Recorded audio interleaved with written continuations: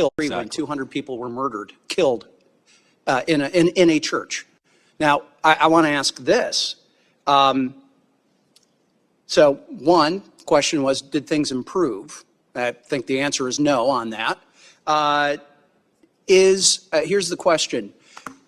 Proportionally, do we see Christians killing Muslims in Christian areas of Nigeria the way that we are seeing radicalized Islamists killing Christians in Muslim areas of Nigeria? What I can tell you, Representative Huizenga, is that Christians are disproportionately targeted based on their population. Exactly. And by the way, for those that you can't pick up with the microphones, there's audible yeses behind you. Again, the people that are watching who are nodding their heads. Why? Because they have lived this. Their families have lived this. I went to school with kids from Nigeria.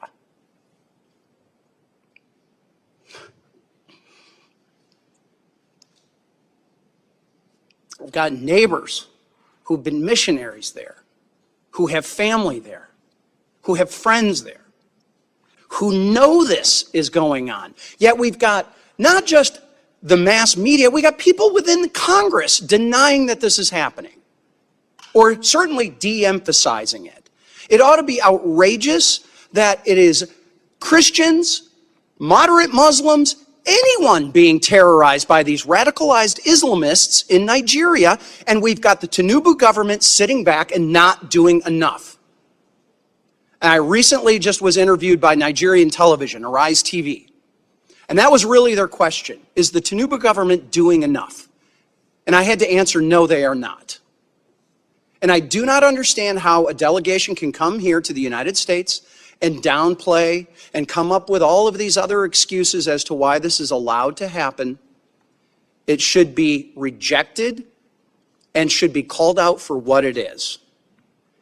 And I've got a couple of other questions that my time has expired that I'm going to have to go and ask for them in written responses. But one of them I need to highlight is in Benue State, there's 1.4 million people who are considered internally displaced.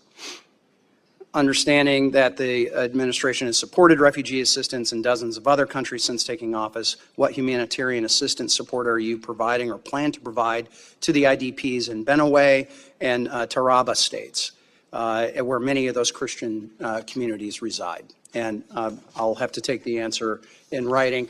And Mr. Chairman, with your indulgence, just to show the breadth of this, I want to submit for the record remarks from the chairman of the Financial Services Committee, French Hill from Arkansas, who also serves on the House Permanent Select Committee on Intelligence, the Intel Committee.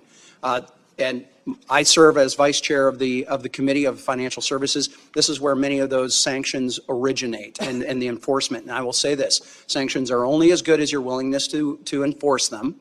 And as the chairman has pointed out, there are ways to get out of those sanctions. And that's through correct your behavior. So with that, Mr. Chairman, I'd like to submit the letter. Thank you. And with that, I yield back. Chair, when 200